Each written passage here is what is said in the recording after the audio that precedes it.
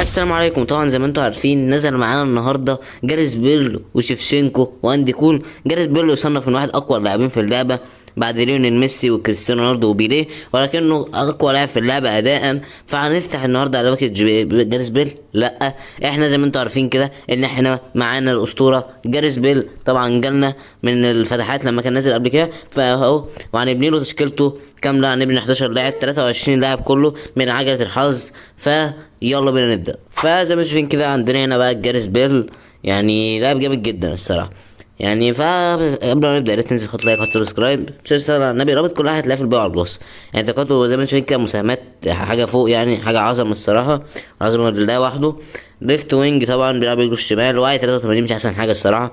كان دريبل بول كنترول تايب بوزيشن جامد جدا، فينش 90، كيرل 85، سبيد اكسلريشن كيكنج باور جامدين، فيزيكال جامد، جامب جامد، بالانس حلو رغم انه طويل 185 طويل، وعنده ستامينا، وعنده سيفرو بوستر سترايك انستنج، وعنده كل سكيلات الشوطات، ويفرق فيليب فلاب والدبل تاتش. حولته لوحش يعني. فعجلة الحظ النهارده هنلفها وايه، هسدد له تشكيلته في ايه فوتبول 25، وهنلعب بقى في الديفيجن. فزي الفل، يلا بينا على عجلة الحظ. فزي ما انتم شايفين كده بقى عندنا هنا عجلة الحظ فيها كل حاجة، فيها بتاع 50 حاجة، حاجات ليها علاقة بكاريس بيل، ريال مدريد، ويلز، وأي حاجة بقى في اللعبة، أي حاجة معايا في اللعبة وفي فريقي.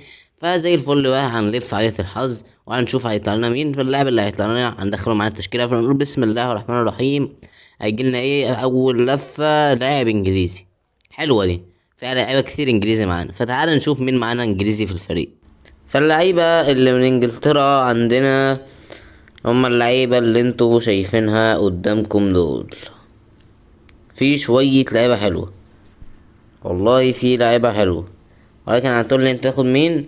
اقول لك انا عايز امن الظهير الايمن بدري كده، فتعالى ناخد ديكسون في الظهير الايمن.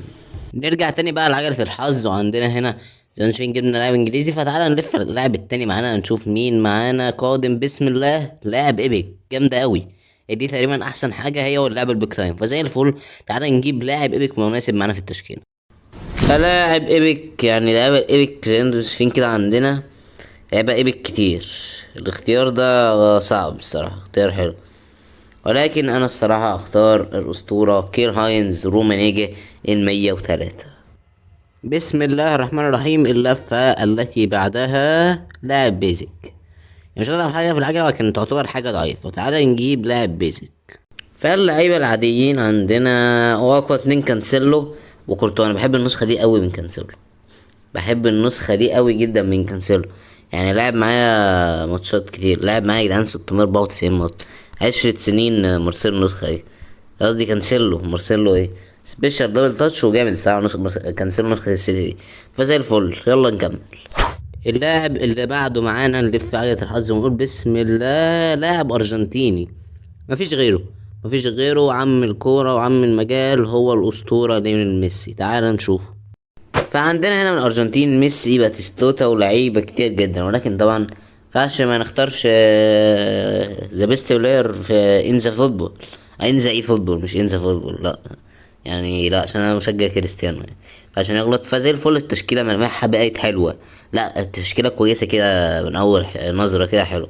فنكمل كده وان شاء الله كملنا على الوتيره دي نكون تشكيله جامده جدا.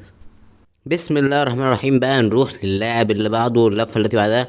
بسم الله يا رب حاجه كويسه. بسم الله الرحمن الرحيم. لاعب عراقي عندي، ايمن حسين شطايم، هيكون جامد جدا. فتحيه لكل اخواتنا اللي في العراق، لو انت معانا انزل حط لايك وسبسكرايب. فعندنا من العراق التلات لعيبه دول، ولكن طبعا ايمن حسين النسخه دي جامده جدا الصراحه، وهنحطها كاول لاعب على الدكه مكسوميه.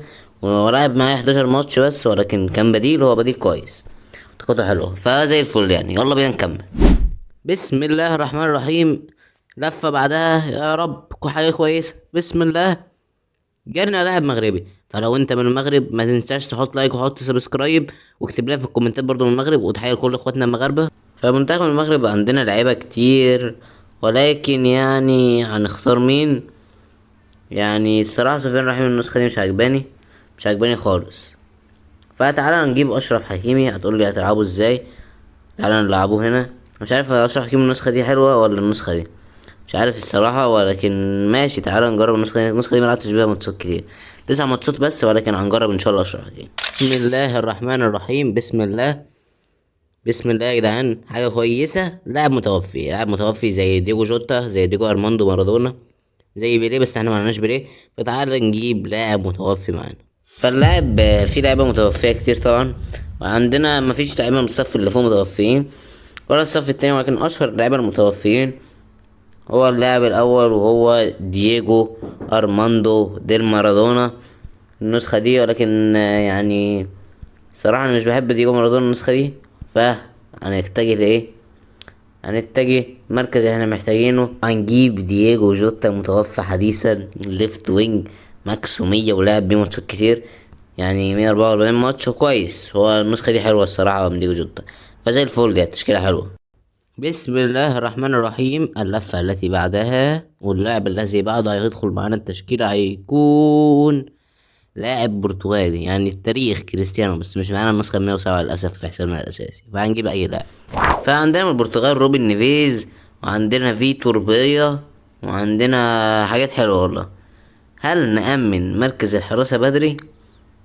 أنا الصراحة عايز أأمن مركز الحراسة بدري، فتعالى نجيب فيتور بيا، ولا نجيب كوشتا؟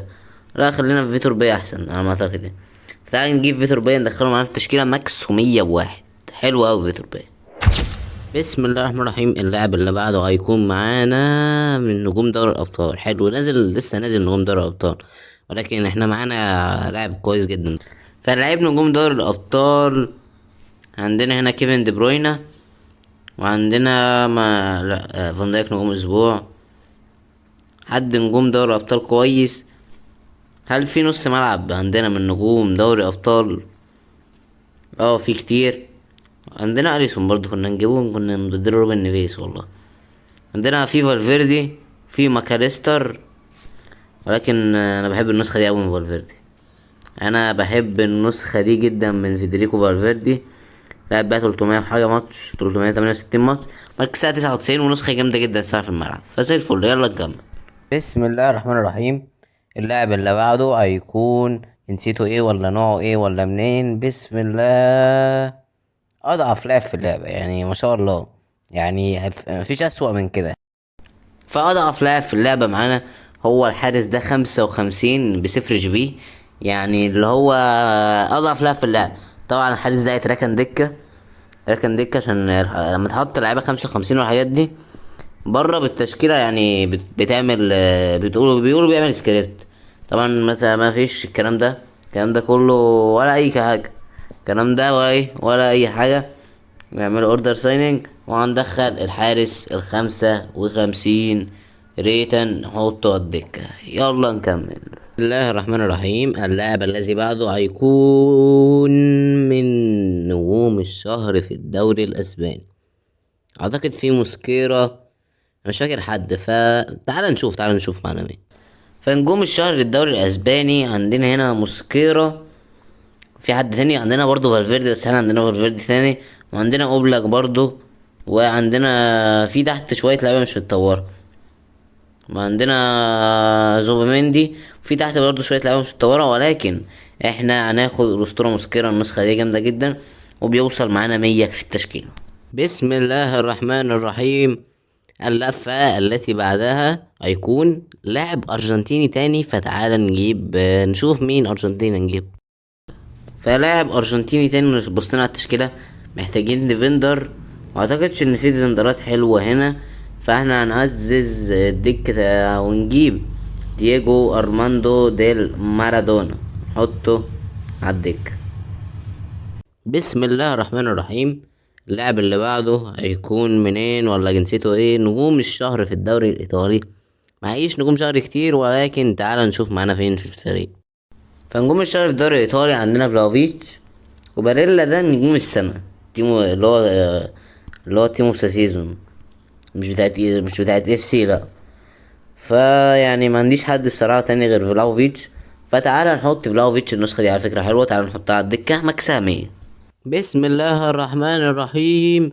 اللاعب الذي بعده اللي هيدخل لاعب فرنسي ممكن برضه يا جدعان في افكار قادمه يعني نعمل الصندوق العشوائي، لو عاجبكم برضه اكتبوا لي برضه في الكومنتات. فاللاعب الفرنسي فيه لعيبه فرنسيين كتير جدا معايا، زي بلاتيني، جريزمان، كلها لعيبه مغريه، ولكن سيقع على اختراع تشاوميني. عايزين نأمن مركز الدي ام اف ورسمية التشكيلة اكتملت، بقى فاضل بقى الدكة والحاجات اللي على الدكة. بسم الله الرحمن الرحيم. عايز كل واحد عمل لايك وحط سبسكرايب دلوقتي، يعني يلا 1500 عايزين نوصلها. لاعب لبس الرقم 11 نسبة يعني الى كاريس بيل. في لعيبة كتير، اعتقد في صلاح. تعال نشوف معانا مين. ففي لعيبة كتير طبعا اشتهرت بالرقم 11 زي محمد صلاح، ولكن اشهرهم كان نيمار جونيور مع برشلونة. فهنحطه كده على الدكة وننزله مكان ديجو جوتا. بسم الله الرحمن الرحيم. اللاعب اللي بعده سيكون، نتمنى بقى حاجة كويسة، عايزين هات لنا لاعب بكتير. بسم الله. لاعب نجوم اسبوع. اعتقد انها حلوة قوي. لاعب نجوم اسبوع، في لعيبة كتير اكيد معانا نجوم اسبوع. فلاعب نجوم اسبوع انا الصراحة عايز اجيب فان دايك. لسه طالع لي امبارح. ندخله هنا على الدكة ماكس 101، وهننزله ممكن مكان حكيمي. للأسف يعني آسف يا حكيمي والله، ولكن هنظبطها في الآخر. بسم الله الرحمن الرحيم. عيلنا مين؟ لاعب من الدوري الياباني، يعني مش أحسن حاجة الصراحة. عندنا هنا من الدوري الياباني اللعبة دي، ولكن أنا هختار الواد ده. عارف ليه؟ إن اللاعب ده بليدز كيلر، وهو بيوصل 100 مع حدث الدوري الياباني. بسم الله. اللاعب اللي بعده اللي هيخش معانا على الدكة وممكن يدخل في التشكيلة، لاعب من ويلز ده أكيد دكة ده. ما اعتقدش معانا لعيبة من ويلز، ولكن تعالى نجيب لاعب بالشبيه. فعندنا هنا بقى من ويلز اللاعب جونسون. اللاعب طبعا جونسون ده هو اللاعب اللي سجل في نهائي الدوري الأوروبي، فتعالى نشتريه ب47,000 جنيه، وجونسون يدخل معانا التشكيلة على الدكة. وكده باقي معانا 4 لاعبين فقط. بسم الله الرحمن الرحيم. اللاعب القادم إلى الدكة سيكون لاعب إنجليزي مرة أخرى. فمن انجلترا انا عايز اجيب مايكل اوين. انه رغم ان في مهاجمين كتير ولكنه سوبر صب الصراحه في حته ثانيه. بسم الله الرحمن الرحيم. اللاعب اللي بعده لاعب برتغالي مرة ثانية. تعال نجيب برتغال. فمن البرتغال عندنا هنا لعيبة كتير، ولكن انا هختار مين؟ فانا هختار الروبن دياز، لان معندناش مدافعين برا على الدكة، فندخلهم كده معانا التشكيلة. بسم الله الرحمن الرحيم. اللاعب اللي بعده هيكون اللاعب اللي ما قبل الأخير، لاعب نجوم الشهر في الدوري الإنجليزي. أعتقد معانا جفارديول تقريبا. عندنا نجوم الشهر هنا في الدوري الإنجليزي، عندنا لعيبة كتير. لا، عندنا إنزو، عندنا جفارديول، ولكن تعالى نجيبه إنزو. معندناش نص ملعب الصراحة على الدكة، فتعالى نجيب إنزو نحطه على الدكة. اللاعب الأخير معانا في فيديو النهاردة هيكون لاعب عراقي. تحية مرة أخرى للعيبة العراقية ولكل العراق. في آخر لاعب عراقي هنجيبه هو علي جاسم أو جاسم علي، مش فاكر الصراحة اسمه ايه اللاعب ده اسمه علي جاسم. هو لاعب حلو زي ما شايف كده. التشكيلة جامدة جدا الصراحة. 3 مهاجمين على الدكة، وفيها لعيبة ليفت وينج وصانع ألعاب، وايه لعيبة جامدة جدا الصراحة. زي الفل يا شباب. يعني يلا بينا نبحث عن الخصم معانا في فيديو النهارده. يلا ليتس جو. معانا هنا من الديفيجن التالت 2 مليار اي سي ميلان. زي الفل يا شباب. انا بالتشكيله دي بكل الاسم اللي قدامكم دي، يعني غيرنا تشكيله الخصم بقى. ديل بييرو حطه على اليمين ليه؟ مش المفروض بليدز تعملها؟ ميسي، حكيمي، تشكيلته حلوه. ماشي تعال. ديل بييرو راح. ديل بييرو حلوه قوي يا فيتور بيه. شيل. مقطوعة. رودري. ديل بيرو. كيليان اول جول. بلعنا الهدف الاول عن طريق كيليان امبابي. زي الفل يا شباب، زي الفل. كورة منقولة. ميسي مقطوعة. رومانيجا. ميسي. ليو. هو البولجا يسجل التعادل بعدها على طول. بيل. مارادونا. ميسي بيل وجول. الهدف التاني عن طريق جاريس بيل. حلوة بيل. ديل بيرو ولكن خارج الميدان. تمشي كرة بيل جاريس والدفاع، وما زالت مارادونا بيل. يا نهار ابيض، ازاي الحاجات دي ضاعت؟ كانسيلو، رومانيجا، جاريس والتالت. اي اي اي، حاسس بيصد حاجات غريبة والله. مسألة ميسي، فيدريكو، فالفيردي خطيرة خارج الميدان من فالفيردي، خطيرة. ديكسون، يا فيرجيل، يا فيرجيل، خطيرة وجول. يعني هو بيستغل اخطاء ساذجة.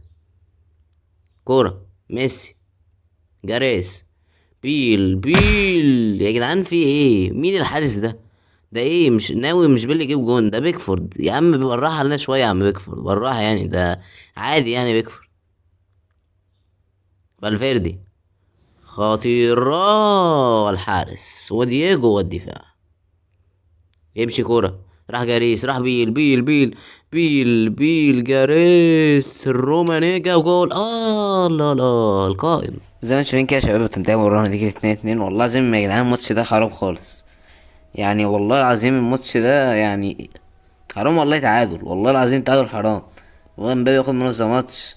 يعني يا جدعان بيكفورد عمال يصد كور غريبة. بيكفورد بيصد كور غريبة، كور ما تتصدش يعني. واصلا النت اصلا طول الماتش مش حلو. يعني بدأ اصلا، بص من الدقيقة 60 ده قد الدقيقة 90 مفيش، ما عادش فيه نت اصلا، ده نبضات قلب. فبس كده يا شباب، كده خلصنا عشان وقت الفيديو الصراحة. مش عايز الفيديو ده يعدي 20 دقيقة، انا الصراحة مش عايز يعدي 20 دقيقة. مش عارف هو كام دلوقتي، ولكن يعني عشان لسه بس ما اتمنتش. فيعني بس كده، طبعا جاريس بيل طبعا ما جربوش، بس في التشكيلة على فكرة بناها تشكيلة حلوة. بس يا جدعان الماتش اللي حصل ده لأ، وانا كمان وقفت الصراحة كمان عشان النت. النت الصراحة مش عارف العب خالص في النت. النت كان وايش خالص في الاخر. طبعا كده كده احنا عارفين جاريس بيل حتى في اخر الماتش ده سجل هدف تقريبا. يعني بس كده كده جاريس بيل توب التوب يعني. يعني لو عايز تتفرج عليه كمان اي تجربة، يعني ممكن تتفرج على فيديو بقى تفتح نفسه، في فيديو كان تفتح نفسه على باكج جاريس بيل. تقدر تتفرج عليه يعني، تروح تدور عليه، يعني هتتفرج عليه. يعني فيديو جامد جدا الصراحة. لما جالنا جاريس بيل كان جاي فتحة مجانية على حساب تاني، وعلى حساب على حساب ده الحساب الاساسي كان جاي لي من بعد 500 كوين. او من بعد 500 كوين كان بقى ايه 244 لاعب كده في الباك. فعموما كده كده جاريس بيل طبعا 10 من 10، افضل لاعب في اللعبه بالنسبه لي. يعني هو ولا ميسي؟ طبعا هو احسن من ميسي، يعني بالنسبه لي هو احسن من ميسي بكتير. حته الفيزيكال كونتاكت والبالانس بالطول بتاعه هو اللي مخليه حلو الصراحه. فبس كده يا شباب، يعني ده كان فيديو النهارده. اتمنى تنزل تحط لايك وتحط سبسكرايب. بس استنى بقى حلقه من الصفر، استنى بقى حلقه من الصفر، حلقه يعني مش عايز احرق عليكم، ولكن حصل فيها حاجات جامده جدا الصراحه. فبس كده يا شباب، يعني اشوفكم فيديو الجاي. سلام عليكم.